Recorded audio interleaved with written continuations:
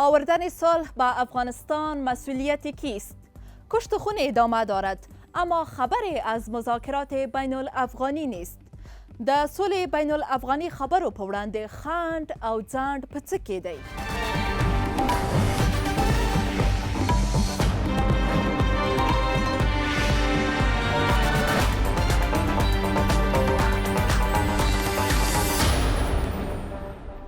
سلامونه جوړ تازه. احمد نادر نادری عضو هیئت مذاکره کننده دولت افغانستان، عبدالکریم خرم وزیر پیشین وزارت اطلاعات فرهنگ در زمان ریاست جمهوری حامد کرزی، پلوشه حسن عضو پیشین شورای عالی صلح و ما شازیه حیا در برابر نزدیک به 50 کمره از اشتراک کننده ها قرار دارم که از دورترین نقاط افغانستان به گونه مستقیم به این استودیوی تاریخی رادیو تلویزیون ملی افغانستان وصل هستند. ساختار برنامه ما با حفظ توصیه های وزارت صحت عامه به ویژه شستن دستان و فاصله اجتماعی مد نظر گرفته شده. جرگه آزاد را با پرسش از اشتراک کننده ها آغاز می کنیم. با ولسوالی گذره هرات میریم و از حاجی ازمرای مشنویم. آقای ازمرای، به نام یاد خدا، سلام و عرض ادب دارم خدمت میمانان جرگه آزاد.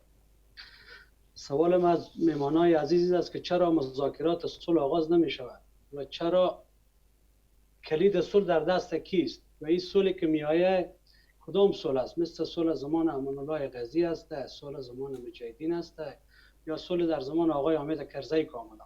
و این صلح به نفع کی است؟ به نفع ملت افغانستان است یا به نفع رهبران افغانستان است؟ بسیار زیاد تشکر. از سوالتان از آقای نادری میشنویم. بسم الله الرحمن الرحیم. خوشحال هستم در خدمت شما. سلام به بیننده های محترم، مخصوصا اشتراک کننده های محترم، وزیر صاحب، خانم حسن. بحث صلح یک بحث تقریبا چند نسله افغانستان شده. حداقل آرزوی 4 دهه گذشته مردم افغانستان است. یک تعداد ما به این آرزو رفتن از این دنیا، یک تعداد دیگه هم برای تلاش برای آوردن صلح یا خود قربانی کردن و یا ای که هنوز در تلاش هستن، برای مو امید و آرزو هستن. سوالای بسیار واضحی را که آجی صاحب مرای مطرح کردن که چرا مذاکرات صلح آغاز نمیشه. برای هر پروسه صلح هر دو طرف درگیر باید آماده ای باشن که به گفتگوها بنشینن و گره را که برای مدت طولانی تلاش داشتیم که با دندان باز کنیم او را با دست باز کنیم. جمهوری اسلامی افغانستان، دولت افغانستان تمام او آمادگی لازمه و از خودگذری های لازمه به خاطر منافع کلانتر مردم، به خاطر تأمین صلح اونا را سر دست داشته و سر دست داره. مثلا در مورد زندانیا گذشته قابل ملاحظه و سازش قابل ملاحظه کرده و هیچ پیش شرطی هم برای مذاکره نداشته و تیم مذاکره کننده کاملا آماده است. این طرف دیگه درگیر است که در این روزا به صورت بسیار بسیار بیرحمانه میزان خشونت ها را بالا برده، مردم ملکی ما را متاسفانه به شهادت میرسانند و در عین حال شرایط را که نشانه از سازش و نیت برای مذاکره باشه و برای گفتگو و برای حل مسالمت آمیز مذاکره بحران باشه، او را ندیدیم. منتظر هستیم، امیدی را داریم که هرچی زودتر گروه طالبان هم حاضر و آماده شوند تا از طریق گفتگوی مشکل خود حل بکنیم و یک آینده مشترک برای مردم افغانستان داشته باشیم. آنچه که شما از دوران سوالشانی بود که کلید صلح در دست کی است و چرا مذاکرات آغاز نمیشه. او را خدمتتون گفتم در مورد کلید صلح و اینکه صلح آیا صلح دوران امانی است، صلح دوران کرزی صاحب است یا چیز دیگه. چیزی را که به عنوان کلید مطرح است، کلید صلح برای فعلا در دست گروه طالبان است که اونا حاضر شوند برای گفتگو و تفنگ بگذارن، بیاین با مردم خود، با مردم افغانستان در گوشه افغانستان که تمام ضمانت ها را حکومت افغانستان گفته فراهم میکنیم بشینن صحبت بکنن. یکی چگونه صلح هم میخوایم؟ جناب خرم صاحب اینجا هستن. زمانی که رئیس دفتر رئیس جمهور سابق بودن، تلاش‌های بسیار گسترده برای صلح انجام دادن. در او دوره هم به نتیجه نرسید. در این دوره هم ما اقدامات بیخی شجاعتمندانه دیگری روی دست گرفتیم، رئیس جمهور و حکومت جمهوری اسلامی افغانستان، اما متاسفانه هنوزم طالبا حاضر به یافتن راه صلح نشدن. پس به این عنوان کلید پیش از اونا است. صلحی را که می‌خواهیم، صلحی را که ثبات، همدلی، رشد و پیشرفت و ترقی در روشنی اونمو مساوات شهروندی را که تمام مردم افغانستان او را توقع دارند، زیر لوای یک نظام جمهوریت اسلامی را که پایه‌اش عدل و انصاف باشه، او یک ثبات دائمی است که میتونه افغانستان رو به رفاه برساند. بله، بسیار زیاد تشکر. خورم صاحب، میخوایم از شما هم بشنوم. نادری صاحب ویل چې موږ ورته چمتو یو، دا طالبان دي چې خبرو ته چمتو نه دي او یا هم د بین الافغاني خبرو پیل ته زړه نه ښه کوي. ټوله پړه پر طالبانو ولوېدل. ستاسو په نظر بین الافغاني خبرې ولې نه پیل کیږي؟ بسم الله الرحمن الرحیم. پوښتنه وشوه چې کلی د سولې د چا په لاس کې ده. کلی د سولې لکه چې پخوا ډېر وار ویل شوي، کلی د سولې د امریکا و بیا په دویم قدم کې د پاکستان په لاس کې ده. او زه باید دوستانو ته عرض وکړم، هر هغه څه چې تاسې وینئ چې اوس ښه پر مخ روان نه دي، د هغو جملې نه بین الافغاني خبرې، د دغه اصلي مسئول هم امریکا دی. تر اوسه چې سوله نه ده شوې، د دغه مسئول هم امریکا دی. تاسې که د هغه موافقتنامې متن ته وګورئ چې د 13 فبروارۍ میاشت کې د امریکایانو او طالبانو ترمنځ امضا شو په دوحه کې، په هغو کې کافي داسې عناصر موجود دي چې باید د سولې پروسه د خنډونو، ځنډونو، مشکلاتو سره توأم وي، او دا قصدا دغسې دوی ډیزاین کړې ده. او اوس هم څومره چې زه معلومات لرم، په څه ترتیب چې امریکایان مداخله لري د سولې په مسله کې، د سولې د مذاکراتي هیئت د تعیین نه نیولې، اوس چې کوم نور کارونه په دغه ارتباط شاید وروسته په بحث کې راشي چې جریان لري، ټول دغه ښیي چې د امریکایانو نیت ښه نه دی د سولې په ارتباط. البته دوی به په هغه معین وخت کې چې د دوی مد نظر دی او په هغه معین شکل باندې چې دوی یې غواړي، هغسې سوله به بیا راولي، خو دا به هغه سوله نه وي چې موږ و تاسې غواړو. ډیره زیاته مننه.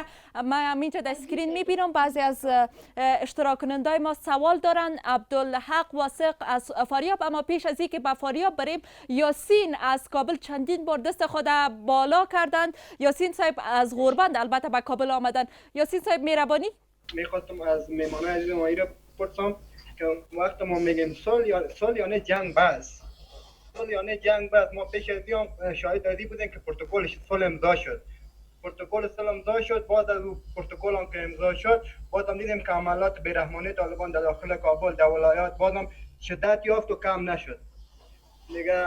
و سوال دوم که میخوایم از میهمانای ما پرسان کنم میسته که وقتی که ما در بین خود جور نویم، دولت ما در بین خود جور نویم، صلح یعنی صلح کدام چی نیست که مثلا ما وقتی که در بین خود جور نباشیم، دولت ما عذاب ما در بین خود جور نباشه، چرا که مثلا ما وقتی که خود ما در بین خود جور نباشیم، چرا که ما امروز اعتراض کنیم؟ بله، بسیار زیاد تشکر. سوال و نظر شما را گرفتیم. خانم زهرا جوادی از بابیان قبلا دست خود بالا کرده بودند، دیگه اشتراک کنندام نوبت میرسه.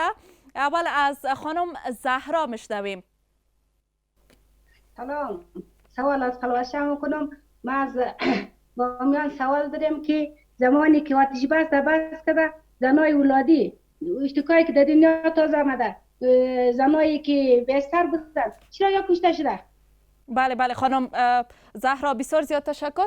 چرا با وجودی که در بین امریکا و طالبان توافقنامه صلح امضا شد و یک جزء مهم در این توافقنامه این هم بود که باید خشونت ها در افغانستان کاهش بیابد، اما باز هم جنگ ادامه داره و خونریزی هر روز است. من خشونت یا کاهش خشونت یکی از مسئله بزرگ در مورد یکی از دستاوردهایی که مردم افغانستان به او منتظر بودن که اولی که خشونت پایان بیابه، به خاطر که یگانه مسئله که طالبان می جنگیدن قدر سال که قوای خارجی از افغانستان نمیبره و وقتی که اونا با امریکایی ها داخل یک دیل میشن، یک جرامت میاین، انتظارم می بود که دیگه خشونت در افغانستان از بین بره و یا کم از کم شود. متاسفانه مثل که خانم جوادی فرمودن که هنوز هم شفاخانه های ما و تمام تلفات ملکی اصلا به اوج خود رسیده. یک سوال بسیار بزرگ میاد که کاهش خشونت صرف ما بین امریکایی ها و طالبان بود و این یک سوال بزرگ است بر مردم افغانستان از طالبان که چرا خشونت به پایان نمیرسه، چرا ما یک آتش بستی که کل مردم افغانستان از او مستفید شوه و یک رای را بر یک گفتمان صلح‌آمیز باز کنه باز نمیشه. متاسفانه که جواب از این سوال ما نداریم و میخوایم کمک درباره مسئله کلید صلح یک اشاره کنیم که کلید صلح ما فکر میکنم به دست مردم افغانستان است. خشونت میتونه طالبان به پایان برسانه، خشونت میتونه امریکایی ها به پایان برسانه.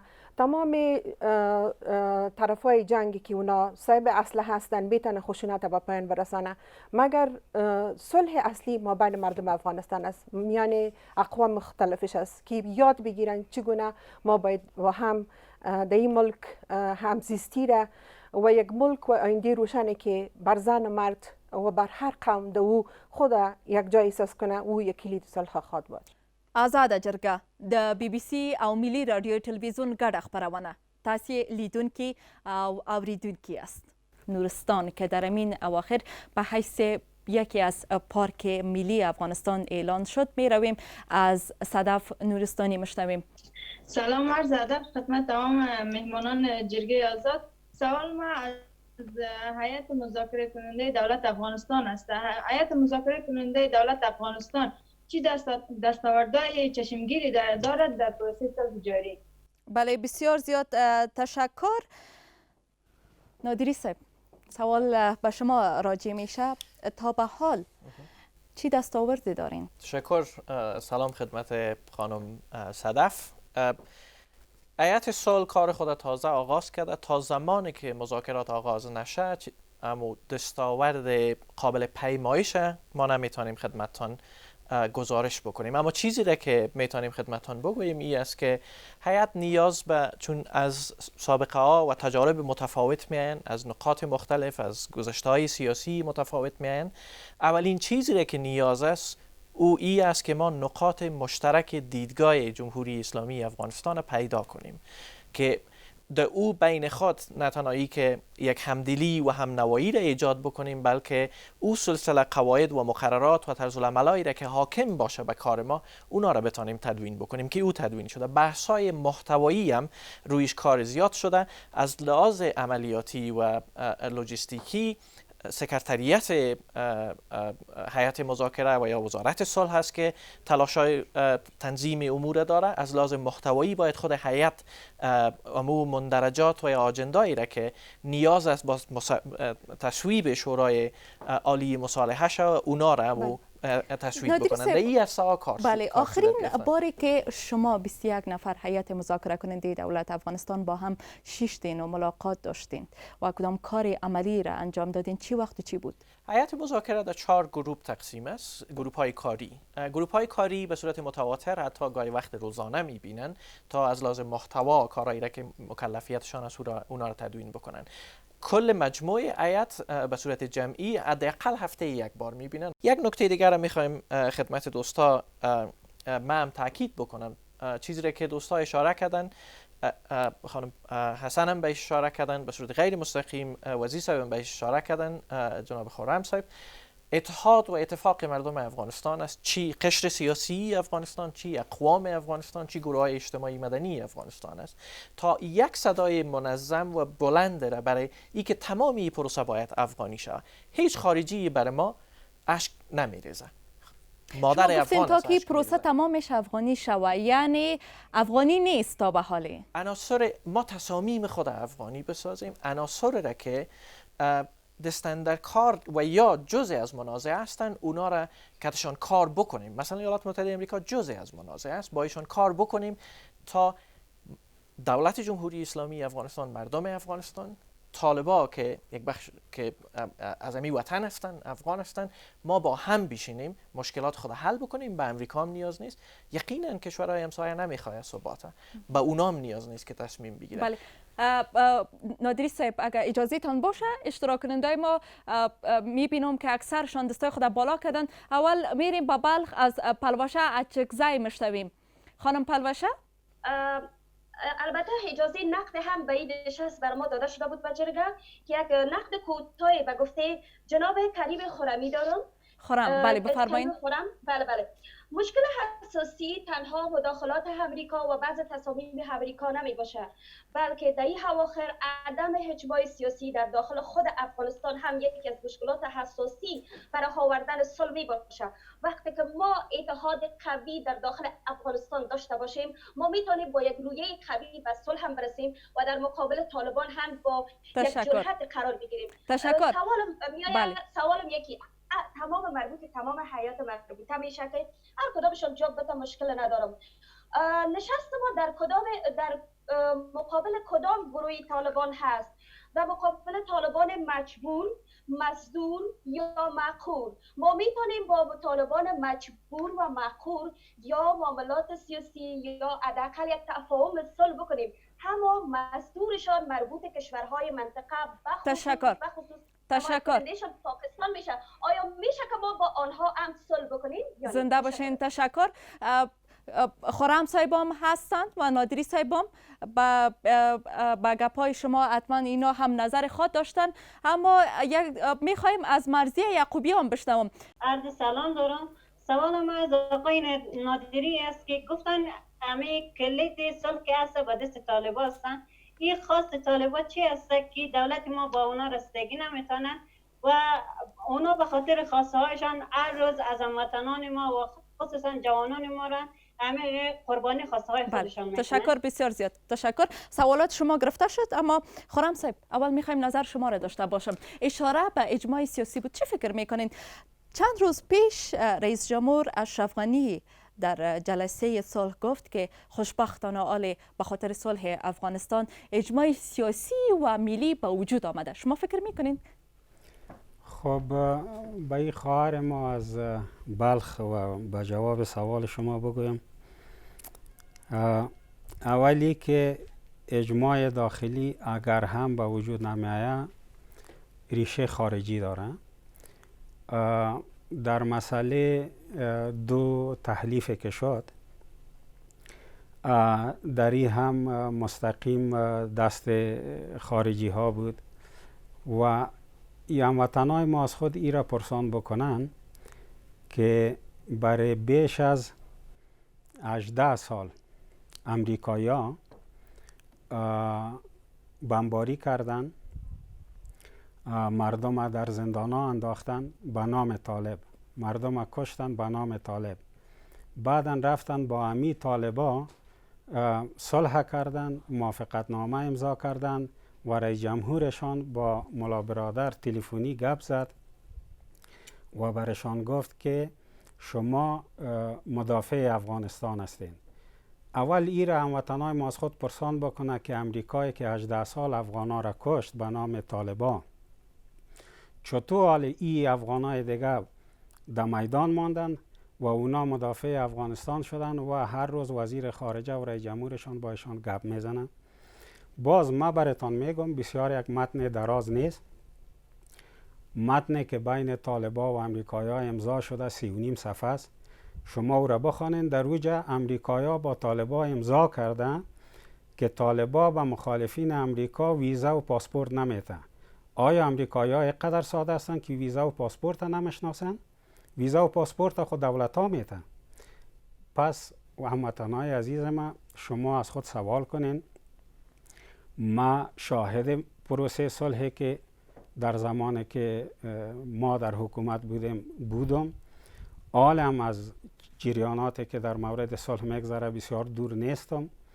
ما ایره برای شما به یقین میگم که زمانی که امریکا بخواهد که مشکل جنگ افغانستان حل شود، چندین روز کمتر از 1 هفته به کار است که مشکل افغانستان حل شود و صلح بیاید. اما ما حالم براتان میگم، شاید باز اگر پسان در بین گپا بیایه، با ارتباط گپای بین الافغانی و مذاکرات بین الافغانی سیستم برش در پیش گرفته شده که او خودش بسیار وقت خواهد گرفت، بسیار مغلق خواهد بود، بسیار جنجالی خواهد بود. نادری صاحب محترم اینجا وجود داره. برای هیئت مذاکره کننده ما که افغان هستند و میرن احتمالاً در دوحه با طالبا مذاکره میکنن که اونا هم افغان هستند. خارجی ها برشان ترینینگ میده که شما چی رقم مذاکره کنید.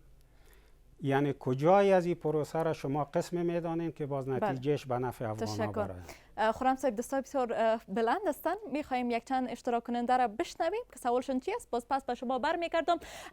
البته سوال از آقای نادری صاحب هم شده بود. نادری صاحب باز جواب میده.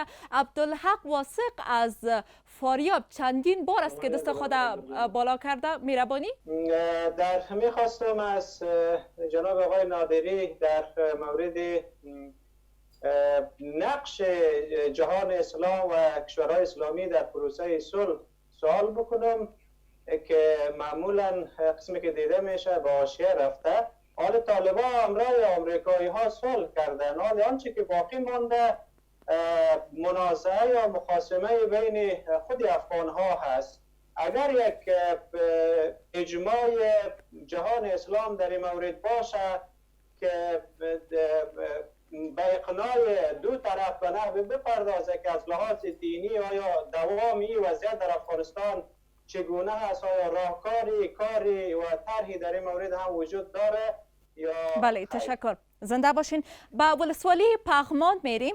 از آقای اسدالله میخوایم یک دفعه بشنوم از مولوی اسدالله. باز نادری صاحب هستند با سوالاتتان جواب میتند. مولوی صاحب چندین بار دست خود بالا کردن. میربانی سوالی است از مهمانای برنامه که آیا این پروسه‌ای که تحت عنوان صلح نامگذاری شده واقعا شعارشان صلح می باشد یا در عمل هم یعنی میرن به طرف صلح و صلح را میخواهند. سوال دومی است که کسانی که در پروسه صلح کار میکنند واقعا نمایندگانی از ملت مظلوم و مسلمان افغانستان می باشند یا خیر؟ تشکر. زنده باشین. بله خانم زهرا به شما نوبت میرسه. نادری صاحب از بامیان اشتراک کننده ما سوال داشتند. میخوایم قسمی او سوال به شما راجع کنم. دولت افغانستان هم میگه که منتظر صلح هستیم، مردم افغانستان هم میگه منتظر صلح هستیم، طالبان هم منتظر صلح هستند. این صلح پس کی میاره که کلتون منتظر هستین؟ یا از کجا خواد شد این صلح؟ تشکر. خانم یعقوبی به صورت مشخص میره گفتن که طالبان چی میخواد. بله. در یه جای شک نیست که تمام این گروه ها میگن که این اطراف میگن که ما صلح میخوایم. در نیت مردم افغانستان هیچ شک نیست. هر کدامشان اینجا هم که میشنویم، در کوچه و بازار هم از مردم میشنویم، در مسجد و در داخل خانه هم میشنویم از جنگ خسته هستیم، باید صلح بیاید. در او جای شک نیست در نیتشون. دولت افغانستان هم در عمل تلاش کرده که نشان بده که در نیتش هیچ شک نیست.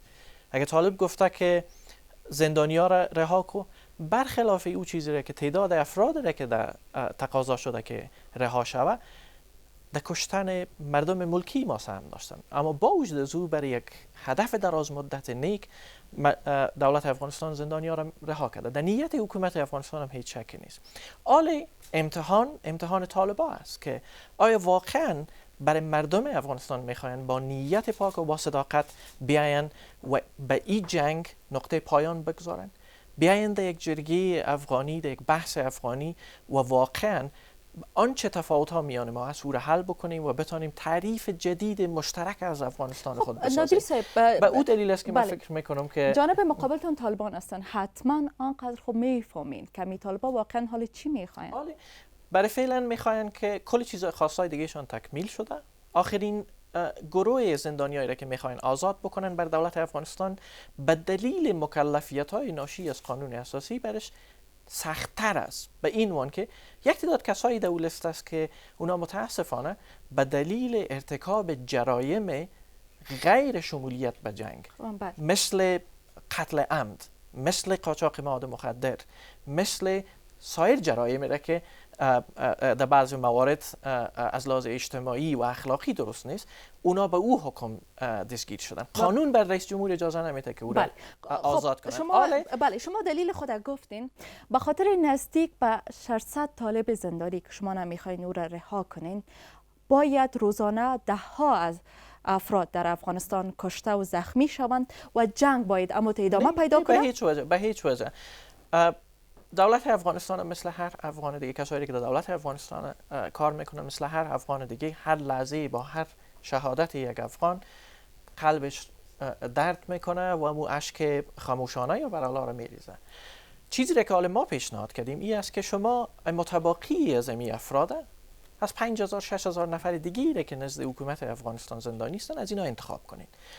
اگه او را قبول نمیکنین، ما اینا باید در داخل قانون راههایش پیدا کنیم که او افراد را که شما میخواین براتون بتیم. یعنی در نیت دولت افغانستان هم شک نیست. آل مرحله امتحان گروه طالبا است که اونا هم همون نقطه مشترک یک قدم شما پیش بانین که یک قدم اونا پیش بانن. دولت افغانستان زیاد قدم ها را مانده، حال از اونا هم توقع میره که اونا قدم تشکر. بگذارن. سوال دیگر در مورد نقش کشورهای اسلامی بود. جهان اسلامی. من مطمئن هستم جناب خرم صاحبم در مورد گپ میزنن و خانم حسنم.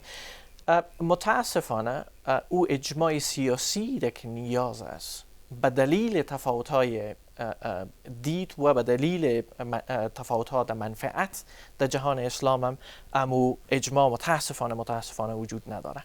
شما بین چند کشور را که میتونن تاثیر بسیار مؤثر داشته باشن برای آوردن صلح در افغانستان، از لحاظ سیاسی بین خود از اونها مشکلات وجود دارن که نتونستن اجماع بکنن. اما جهان اسلام، علمای دینی اسلام در هر کجای دنیا که بوده با یک صدا گفتن این جنگ دیگر نامشروع است و باید خاتمه پیدا کنه. فتاوی وجود داره از الحصر گرفته تا علمای اندونزیا. از اون لحاظ اجماع فکری دنیای اسلام در ختم جنگ وجود داره. تشکر. دلته پیسکرین کې ګورم زموږ ګډونوال ډیر لیوالتیا ښیي، لاسونه یې پورته کړي دي. بله اچکزی صاحب زه به تاسو ته درځم. اول تګاب ته ځو، وفي الله ساپي نه به واورو چې ساپی صاحب څه پوښتنه او نظر لري. پوښتنه زما دا ده کله چې طالبانو او امریکا ترمنځ د صلح تفاهمنامه امضا شوه، په هیواد کې جنگ نورم زیات شو او ملکی طلبات ورسره هم زیات شول او افغان دولت د دې حالاتو د حل لپاره کومه برنامه نه لري او د طالبانو د جنگ په مقابل کې کوم عکس العمل هم نه ښیي او خپلو ځواکونو ته چې په لرو پرتو سیمو کې دي هغوی ته وایي چې تاسې تر هغې پورې چې په تاسې باندې حمله ونشي تاسې جنگ مه کوئ. دغه سیستم چې دولت نولی دی په مخ کې دا د دوی سلیقه‌یي عمل دی که خارجي فشار دی؟ بله ډېره زیاته مننه. د دوی سلیقه‌یي عمل وسیږي نو دا خو د ملت سره دښمني ده او که خارجي فشار ملت ته دې ووایي چې دا زموږ مجبوریت دی. ډیره زیاته مننه. ورځو خوست. بله پاسخ سوال اینا، پاسخ سوال خود ما از بین که امور مشخص کنیم از جناب آقای نادری میخوایم که در مقابل 21 نفر هیئت با شخصیت ما که هر کدامشان احترام داریم که میروند به خاطر صلح گپ میزنن، در مقابل کدام گروه طالبا میخواین برای افغانستان صلح بیاورن؟ حتما براتون جواب میده. حتما نادری صاحب هم نوت کرده، ما هم در ذهن میگیرم، حتما به شما جواب میده. خانم با معذرت کامل شازیه جان یک دقیقه، نتیجه نشست ها تنها یک آتش بس موقتی بوده، چرا برای آتش بس دوامدار تا ختم که رسیدن به صلح تاکید نشده؟ بله حتما نادری صاحب هستن که برتون جواب بتن. از ګډونوال وینم چې تاسو ټول پوښتنې لري، لاسونه مو پورته کړي دي. تر صبر وکړئ، یو ځل ځو خوست ته له اغلې مدینې نه غواړم واورم. دی مخمن په زرمرګ کې شهید شوی دی، په یوه جومات کې بم کړل شوی و د 2 کاله کېږي. 15 ماشومان راپورته دي، هېڅ سرفراز لرم نه، د روزۍ درک مې نه لګېږي، که یې کور کې اوسېږم که یې مخه نه وینم، وچه ډوډۍ نه ورته میلاویږي. زه غواړم چې سوله په دا وطن کې راشي. دا به کومه وخت پورې به دی مغون ته ماندې ژوړي، کوم وخت پورې به جنګ وي؟ بله ډیره زیاته مننه. نادري صاحب دوه پوښتنې تاسو ته راجع سولې، بیا به زه ستاسو نظر واخلم. اول غواړم له خرم صاحب نه واورم. خرم صاحب ستاسو ځواب مدینې ته څه ده؟ میړه یې په ځانمرګي برید کې وژل سوی، یتیمان ورته پاتې دي او دا وایي چې زما په څېر به داسې ډېرې کونډې ښځې چې اوس به یوې ډوډۍ ته به لالهان دي. ما ځواب تقریبا مخکې مې چې وویل هماغه شی دی. ډېر کورونه وران شول، ډېر خلک فامیلونه یې تباه شول او ډېر خلک شکنجه شول، ډېر د وطن پرېښودو ته مجبور شول د طالب په نوم باندې. او اوس امریکا د طالب نږدې ملګری دی. تر د کابل تر حکومت د طالبانو سره د امریکا راشه درشه او روابط ډیر دي. اول د افغانستان ملت باید د امریکا نه پوښتنه وکړي چې تا د دومره کاله موږ ولې وژلو او د هغه طالب په نوم باندې چې اوس د تاسې ملګری دی ورسره قرارداد کړی. او بله خبر دا ده چې تاسې ډېر باید د افغانستان خلک پوه وي او په خلاصو سترګو یې وګوري ولې دغه خنډونه د سولې په پروسه کې پیدا کیږي. آیا امریکایان دومره سادهګان وو او نه پوهېدل چې د بندیانو په خوشی کولو کې مشکل موجود دی او شاید د افغانستان حکومت دغه مسائل قبول نکړي؟ موږ یو وار باید د کابل د افغانستان د حکومت سره دا مسله حل کړو. همدغه مسله باعث د ځنډېدلو شوی او تاسې به یې ګورئ چې بین الافغاني خبرو کې بیا ډېر نور خنډونه پیدا کیږي. نو زه بیا عرض کوم، دغه مور ته عرض کوم چې د موږ او تاسې د دغه دردونو، د دغه خواریو، د دغه بدبختیو عامل همدغه امریکایان دي، خارجیان دي چې راغلي په موږ یې جنګ هم تحمیل کړی او سوله هم په خپل زړه باندې په موږ تحمیلوي. نو د ملت ورته هوښیاري پکار ده. بله ډیره زیاته مننه. نادري صاحب وفیولا له تګاب نه یې پوښتنه کړې ده چې کله چې د امریکا او د طالبانو ترمنځ د سولې هوکړه لاسلیک سوه، جګړې لا زور واخیست. حکومت ولې داسې څه نه کوي چې دا جګړه یا کمه سي او یا هم بیخي ودرول سي؟ بله صافی صاحب ډېر ښه سوال یې مطرح کړي دي. هماغه رقم چې جناب خرم صاحب وویله، طالبان اوس امریکا سره یې اوکړه کړي دي. دوی چې دعوا وې د جهاد کوله، اوس دوی سره انډیوالان ده.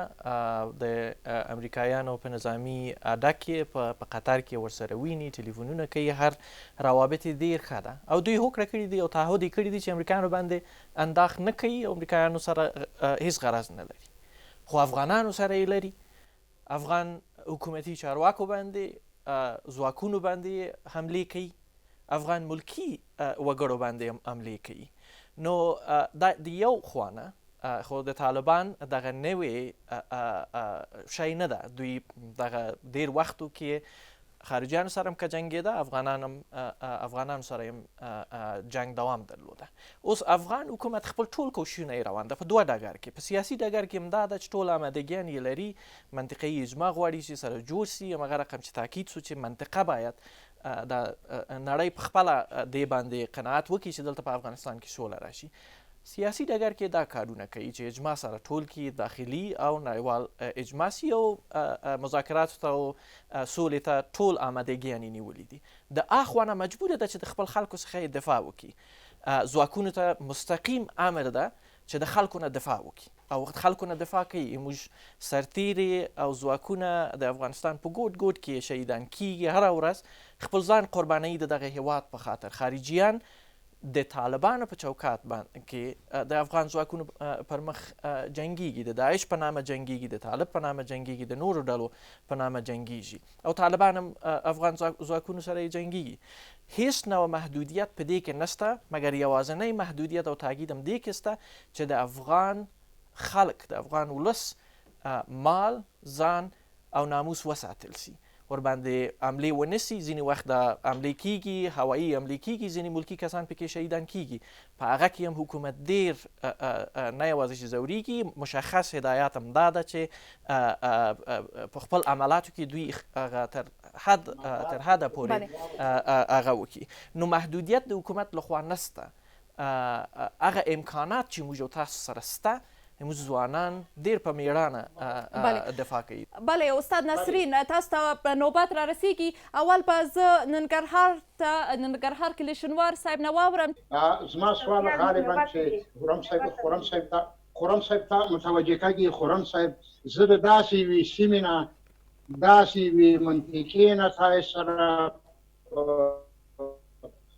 رابطه کې ما چې هلته په دې 18-19 کاله کې د ډالرو باران نه دی شوی، بلکې هلته د باروتو باران شوی، د ګولیو باران شوی او د بمونو باران شوی، د بمونو مور استعماله شوې ده. هلته جنازو کاروانونه جوړ شوي، هلته د کفن او د تابوت تجاران راغلي دي او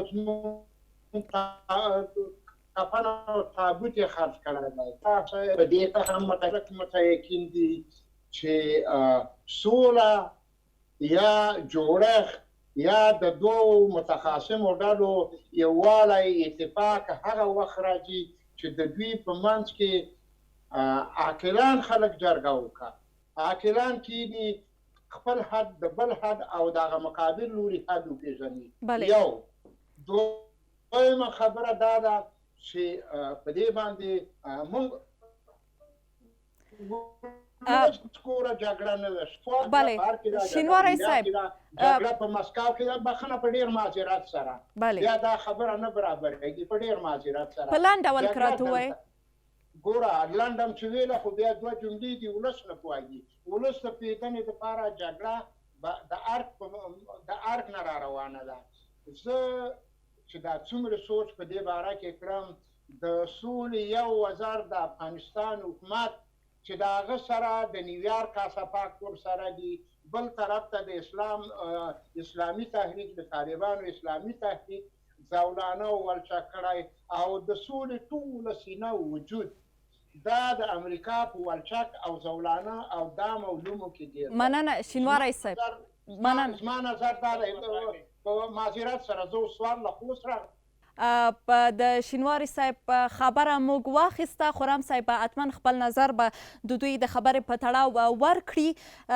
اول نادري صاحب، خبره مې پاتې سوله. تاسو مخکې وویل چې افغان حکومت اړ دی چې د افغانستان د خلکو نه باید دفاع وکړي، نو د هغه لپاره د دفاعي حالت کې دی او ولسمشر بیا ویلي مو که چیرې په تاسو باندې برید وسي، البته خپل عسکر ته ویلو، بیا تهاجمي حالت هم اوښتی سي. یعنې پوره ټولو پر طالبانو باندې بیا ولوېدله چې طالبان دي چې جګړې ته زور ورکړی ده. دې لپاره چې زموږ بحث یو طرفه نسي، موږ په قطر کې د طالبانو له سیاسي دفتر سره هم غږېدلي یو او همدغه پوښتنه مو ورسره شریکه کړې وه چې ولې د امریکا او د طالبانو له هوکړې وروسته جګړې زور اخیستی دی. دوی ویلي دي چې افغان حکومت زموږ په ستراتیژیکو سیمو کې پوستې جوړې کړي دي، د خپل مهماتو کاروانونه زموږ له سیمو تیروي او د خپلو محاصره شویو نظامي مراکزو محاصره غواړي چې ماته کړي. نو همدې لپاره جګړې زور اخیستی دی. دې ته ستاسو ځواب څه دی؟ زه به دا وایم که واقعا دوی هم په همدغه خبره صادق وي، په ګډه یو بېطرفه هیات د همدغه خلکو څخه یې وټاکو چې ولاړ سي دا بررسي کړي. بالکل یو غیر واقعي خبره ده. د دوی عملات چې اوس د مختلفو لارو څخه په کلیو په بانډو کې هم حملې کوي، هغه ځایو کې چې هغه د انتحاري کسان استي او یا د چسپکي ماینونه چې په دې شپه ورځو کې په ښارو کې یې کوي. نو موږ خو صادق یو، دا وایو چې سولې ته هم متحد یو، د خپل خلکو څخه هم دفاع کوو. موږ ځوانان لګیا ده د افغانستان په امنیتي او دفاعي ځواکونو کې، دوی هره ورځ خپل ځانونه قربانوي. خو دوی هم که همدغه صداقت ولري، د همدغه خلکو څخه یو هیات وټاکي چې ولاړ سي یو بررسي وکړي چې دوی رښتیا وایي که موږ رښتیا وایو. ډېره زیاته مننه. تاسو خو د طالبانو خبره رد کړله. خرم صاحب، په لنډو کې د شینواري صاحب د خبرو په تړاو خپل نظر ورکړئ. او شینواری صاحب ته د سلام وي او د امریکا خلاف خبره وکړه، مایک یې قطع شو. افغانستان کې همداسې کیږي، امریکا خلاف چې خبر کوي مایک دې قطع کیږي. شینواری صاحب درست ویل، د بمونو مور هم په همدوی باندې استعمال شوه. متاسفانه د موږ په حکومت کې چا د دغه مخالفت ونه کړ، حتی هغه څوک چې نن په حکومت کې ډېر غټ مقام لري هغو امریکایانو ته د امریکا سفارت کې ویلي وو چې د بمونو پلار هم په استعمال کړئ. دا د حکومت خرابي ده. او بل شینواری صاحب و نور ټولو وطندارانو ته د ما عرض دغه دی، د ډاکټر خلیلزاد په وروستي سفر کې د ده سره د امریکا د اقتصادي او پراختیایي چارو د هغه ادارې یو استازی هم و. ورونو هغه خویندې ورونه چې ډېر شدید د طالبانو خلاف خبرې کړي، تاسې لږ څه ځان بیدار کړئ، ویښ شئ. د طالبانو او د طالبانو په کنټرول لاندې سیمو کې هغلته به باران د ډالرو شروع شي او تر اوسه نه کوم بین الافغاني خبرې شوي، نه کوم حکومت جوړ دی، نه موقت، نه بل او دغه کسان چې حتی د پروژو ډیزاین شروع شوی په هغه برخو کې چې طالبان حاکم دي او په سلهاو میلیونه ډالر ورته تخصیص شوي. دا لوبه ډیره مغلقه ده. دا څوک چې وایي چې وژل وکړئ او دا مه کوئ او مه کوئ، دا لږ څه باید عمیق موږ دغه ته وګورو. موږ داسې یو حالت ته ورتلونکي یو چې هغه څوک چې زیات د جنگ طرفداري کړي په کابل کې هغه به ثابت شي چې موضوع برحقه نه ده. سوله باید وکړو، په خپل افغانان وکړو، خو چې خرابي موږ ته پېښوي په اول قدم کې امریکایان پېښوي او وروسته د هغو نه پاکستان پېښوي. نو لږ څه د خپلو وطندارانو هوښیاري غواړم په دغه برخه خرم صاحب. شما بیننده و شنونده جرگه آزاد، برنامه مشترک BBC و رادیو تلویزیونی ملی افغانستان هستید. اینجا ما باز هم میبینم که اشتراک کننده ما بله جمشید صاحب بله لطفاً صبر کنین. بله نادری صاحب هستند. بله حتما خانم پلوشه حتما سوالای همتان گرفته میشه و به خاطر امی که به همتان نوبت برسه ما پیشتر مایک آقای شینواری را به خاطر که بسیار گپایشان طولانی شد ما قطع کردیم. خب فعلا به ولسوالی شندند هرات میریم. خانم پلوشه به سوالتان حتما جواب میتن، یک کم صبر داشته باشین. به ولسوالی شندند هرات میریم و از ارباب غلام سخی میشنویم. باید گفته شود که ولسوالی شندند از جمله نامترین ولسوالی های هرات است. بسم الله الرحمن سلام دارم به خدمت میمونان جرگه آزاد. ولسوالی شندند ما که زندگی میکنم در ولسوالی شندند، واقعا شب و روز جنگ و بدبختی در ولسوالی شندند. چی رقم صلح در افغانستان است. ما یک هزاران نفر معلومی در ولسوالی شندند معلومات نداره که در افغانستان صلح آمده.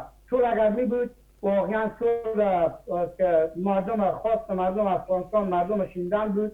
بعد در ولسوالی شندند یک در ولایت‌های مختلف افغانستان بعد کمیته‌های جرم شد از تنان قومی‌ها به اشتراک میکرد و در ولسوالی هم همچنان تنان قوم جمع شد همونجا. تشکر، بسیار زیاد تشکر. از شما اشتراک کننده ها لطفاً خواهش میکنم وقتی که سوالی دارین یا نظری دارین لطفاً کوتاه بفرمایید، به خاطری که نزدیک به 50 نفر از اشتراک کننده ها در برنامه همراه ما هستن و ما کوشش میکنیم که به همه شما وقت برسه. خب نادری صاحب باز هم دو سوال. اول میخوایم که از هم اولتر سوال پلوشه جان باید برشان جواب بتین و باز به ارباب صاحب. بله از اگزای صاحب ای که کدام طالب گپ میزنیم، ما آرزوی ما ای است که طالبی را که افغانستان دوست داره کتش گپ بزنیم تا برای ختم جنگ، برای پایان خونریزی و برای ساختن یک افغانستان مشترک راه حل پیدا کنیم که سهم از اونام در ساختن و آبادی وطن باشه و سهم کل افغانا درش مساوی باشه. من فکر میکنم امی کافی است. اویش که افغان واقعی نمیتونه خود ثابت کنه، برای افغانستان دلسوز نیست و ای وطن دوست نداره، او جای برای گفتگو هم نداره. ارباب میگفتن در ولسوالی باشنده ولسوالی شندند ولایت هرات هست. میگم من در کوها زندگی میکنم، من تا خبر ندارم که کی با طالبان صلح میکنه.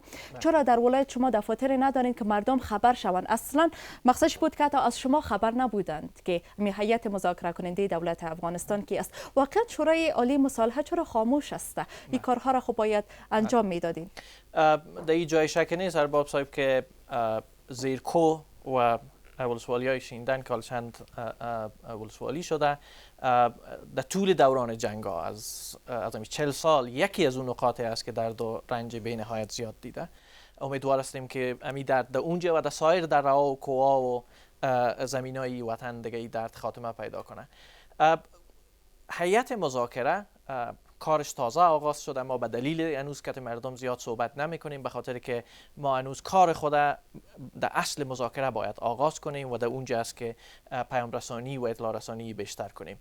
نهادهای مختلف، شورای عالی صلح هست، وزارت صلح است و فعلا شورای عالی مصالحه است که تازه ایجاد شده.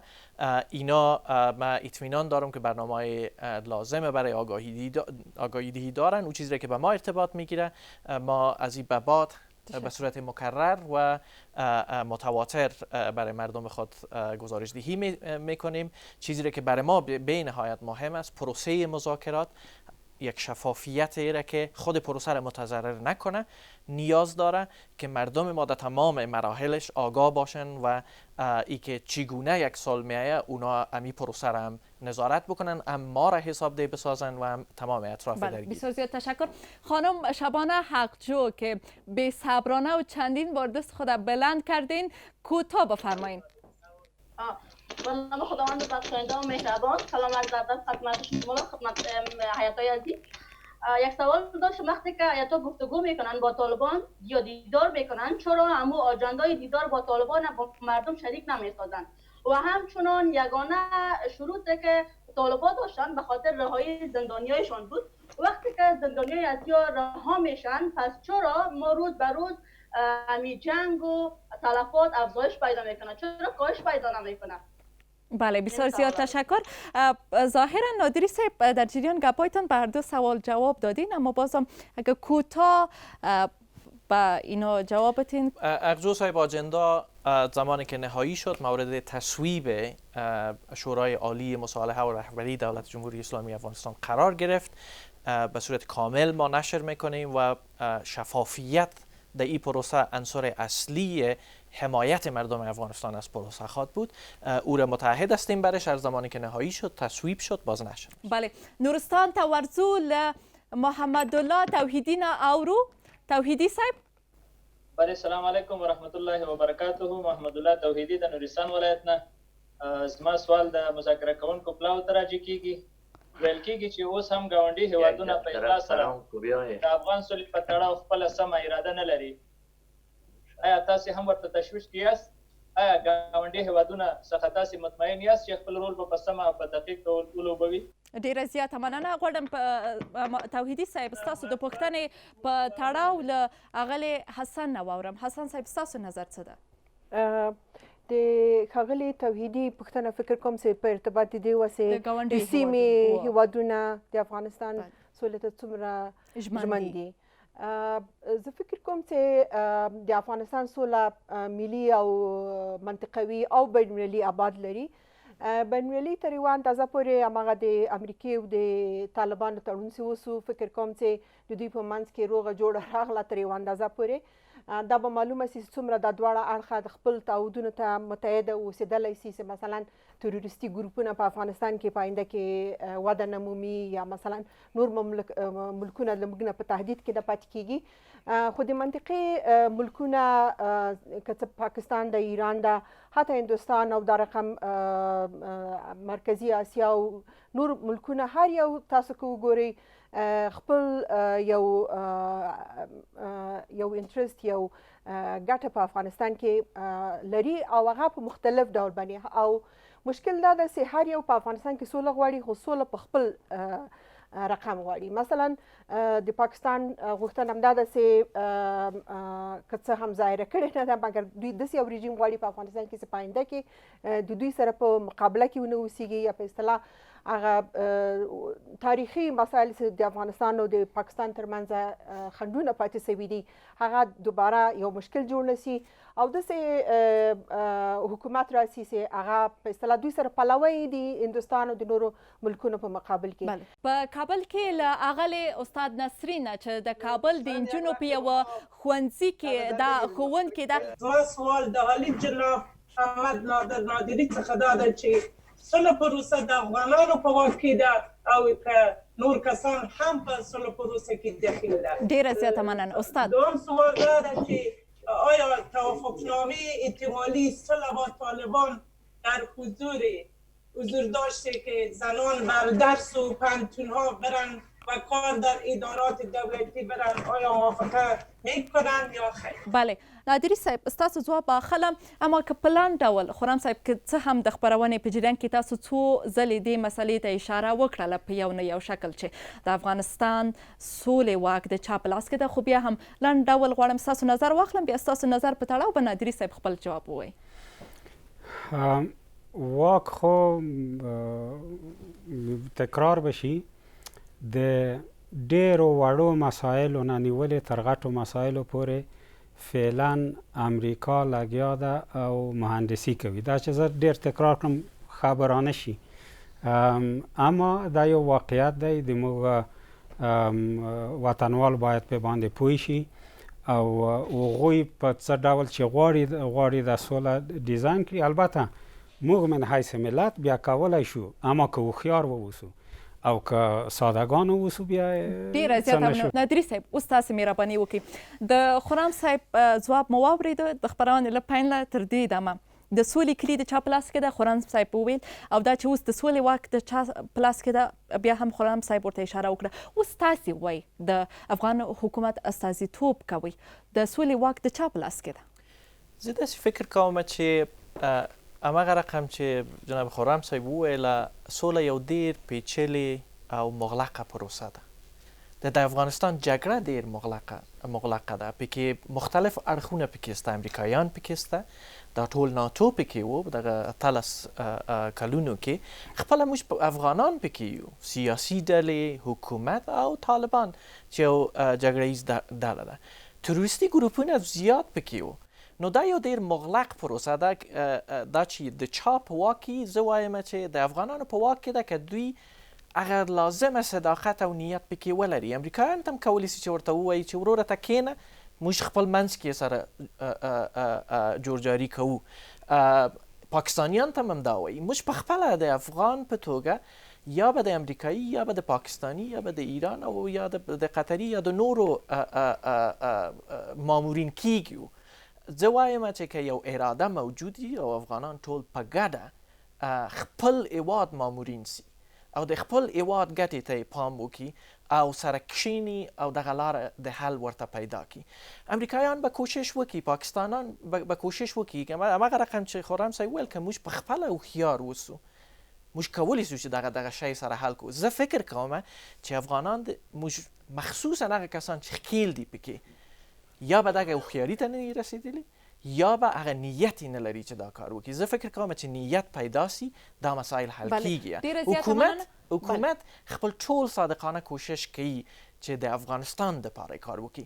محدودیتونه مجبوریتونه پکې شته، دې دپاره چې متاسفانه یو فقیر هیواد یو.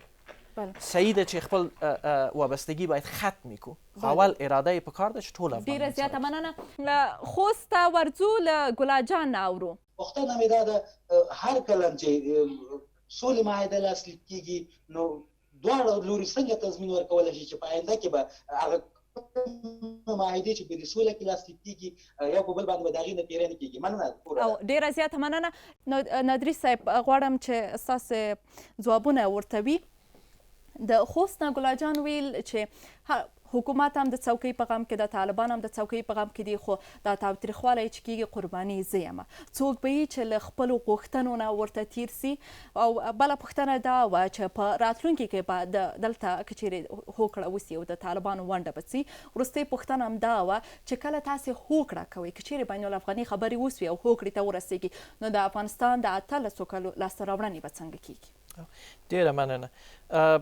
د ګلال جان هغه درد او نظرم چې شته، تقریبا زیات خلک د افغانستان په همده اندېښنې کې دي چې دا جنګ ټول به د قدرت دپاره ده. د افغانستان امنیتي او دفاعي ځواکونه جنګ د قدرت دپاره نه کوي. دوی د افغانستان د اساسي قانون څخه غواړي چې دفاع وکړي او دفاع کوي او ځانونه ورته قربان کوي. د دغه هېواد د حاکمیت څخه دفاع کوي او غواړي چې داسې یو بنسټ او نهاد ورڅخه جوړ سي چې د افغانستان ثبات په آینده کې هم ورباندې حفظ سي. نو دا د چوکۍ دپاره جنګ نه ده د افغانستان د امنیتي او دفاعي ځواکونو لخوا. خو که طالبان غواړي چې چوکۍ ته ورسیږي، هیڅ ممانعت په همدغه قانون اساسي کې هم نه ده او موږ د حکومت او زه د حکومت په نمایندګي او یا د هیئت مذاکرات په نمایندګي همدغه دپاره ځان آماده کوو چې ولاړ سو دوی سره خبرې وکړو چې څه شي غواړو او په همدغه چوکات کې یا په هر رقم څه کولی سو چې ورته ورکو. او آینده خو د افغانستان خلک باید تصمیم ونیسي د انتخاباتو د لارې نه چې څوک چوکۍ ته ورسیږي. دا چې څه نقش به ورته وسي همدغه مرتبطه سوال ده. د افغانستان ولسمشر هیڅ وخت نه دی ویلي چې زه هیڅ شی نه ورکوم چاته. هر وخت امدا ده چې اول خو کوم دغه ازادیګانې چې اوس د سیاسي فعالیتونه آزاد دي، سیاسي بنسټونه آزاد دي، حکومت ته رسیدو دپاره د انتخابات د لارې نه لاره شته، دغه ټول ضمانتونه موجود دي ورته برابر. یو باثباته افغانستان د دغه لارې نه ایجاد کیږي چې خلک پکې ونډه ولري، خپل نهادونه سره جوړ کو، سیاسي احزاب وسي، طالبان هم د انتخاباتو د لارې نه راشي چې خدای وکړي چې ولسمشري وګټي او هغه پکې هیڅ مشکل نشته. بل شی چې تاسو ویل چې اوس وختي ده چې دې باندې وغږیږو، خو سوال یې دا و استاد، سوال یې دا و چې آیا د ښځو په هکله دوی به پوهنتون او مکتب ته زه وایم چې د افغانستان ښځې او ټول وګړي همدغه غوښتنه لري. پلوشه جان هم دغه غوښتنه لري، تاسو یې لري، ما مور یې لري، ما ټول کورنۍ پکې همدغه غوښتنه ده. همغه رقم چې ټول دغه عزیزان چې د افغانستان په ګوټ ګوټ کې دي، دوی غواړي چې هغه شی چې اوس لري د افغانستان دویم فصل اسلامي اساساتو باندې ولاړ ده، هغه وساتل سي، د هر چا حق پکې خوندي او مساوات پکې موجودي.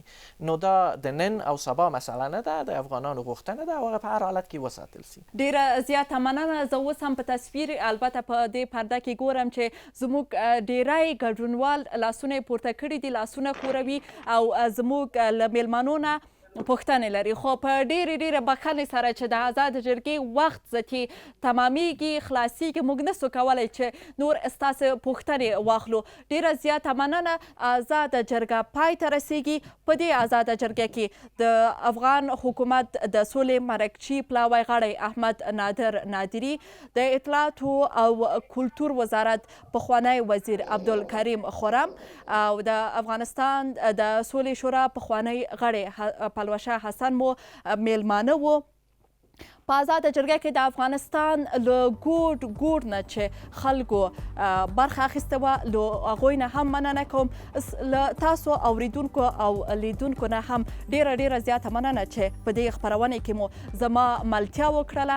آزاده جرګه همدومره وه. تر بلې خپرونې ښه وخت.